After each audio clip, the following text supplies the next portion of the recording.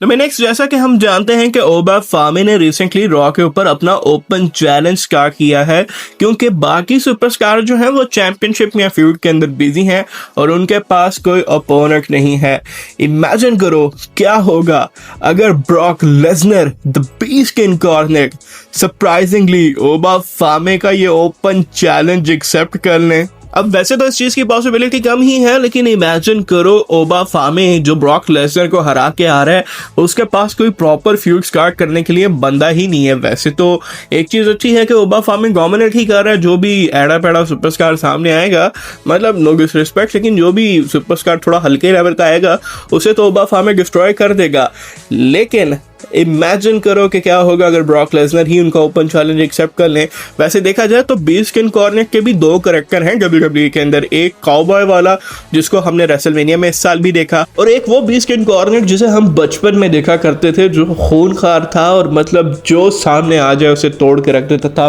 Big show, triple H, mark Henry, John Cena, Undertaker, जो भी हो, इस छोटे बालों वाले बीस्ट के आगे जो भी आता था वो मारा जाता था। तो भाई इस ब्रॉक लेसनर को देखे हुए WWE में हमें काफी टाइम हो गया और यही हमारे बचपन का ब्रॉक लेसनर है। यही वो ब्रॉक लेसनर है जिसने रॉक को हॉलीवुड में जाने पे मजबूर कर दिया। तो ब्रॉक लेसनर अगर इस वाले गिमिक के साथ वापस आते हैं और ओबा फामी के चैलेंज को एक्सेप्ट करते हैं तो डेफिनेटली इस बचपन वाले बीच किन कॉर्नर को वापस देखना, मतलब फैंस हैवीली इन्वेस्टेड होंगे। और एक और बात इसके अंदर जो रियलिटी है वो ये है कि ओरिजिनल प्लान्स भी ये थे WWE के कि ओबा फामी और ब्रॉक लेसनर की फील्ड को समर स्लैम तक जो है वो खींचा जाएगा, यानी कि रेसलमेनिया में जो विन है वो ब्रॉक लेसनर को मिलेगी, बाद में फिर एक ओबा फामे को, फिर ब्रॉक लेसनर और ओबा फामे का जो फाइनल मैच है वो समर स्लैम में होगा। लेकिन ये प्लान्स बाद में चेंज कर दिए गए और अभी तक मतलब ब्रॉक लेसनर की इस रिटायरमेंट वाली सेरेमनी जो हमने फेयरवेल एक रेसलमेनिया में देखा है, इसे इतना टाइम हो गया है, मतलब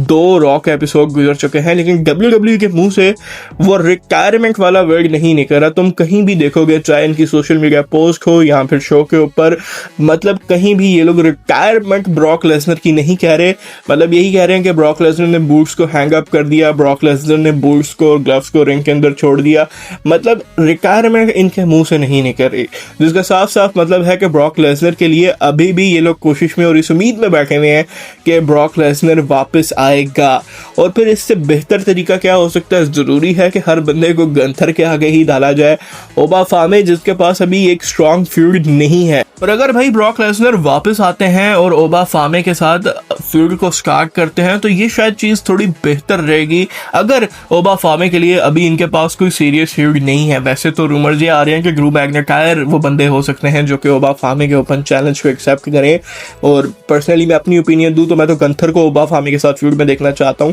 क्योंकि गंथर और ओबा फामे दोनों ही वर्ल्ड चैंपियनशिप के लिए जाना चाहते हैं। तो इन दोनों की ही फ्यूड क्यों नहीं स्टार्ट की जाती? मतलब दोनों ही एक रिंग जर्नल हैं जो ऑलरेडी 3 बंदों को रिटायर कर चुके हैं, ओबा फामे ब्रॉक लेसनर को रिटायर करके आ रहे हैं, तो इन दोनों की फ्यूड को समर स्लैम तक लेके जाओ, क्या मसला है। लेकिन अगर ब्रॉक लेसनर ने रिटर्न करना है अपने बीच कॉर्नर वाले कैरेक्टर के साथ, तो मेरे ख्याल से बेस्ट फ्यूड यही होगी कि ओबा फामे के अगेंस्ट ही वो दोबारा जाएं और समर स्लैम में ओबा फामे ही उन्हें रिटायर करें। यही बेस्ट पॉसिबिलिटी मेरे नज़र में बनती है। आप लोगों का इसके बारे में क्या कहना है मुझे कमेंट बॉक्स में जरूर बताइएगा। मिलते हैं अगले वीडियो में, तब तक के लिए गुड बाय।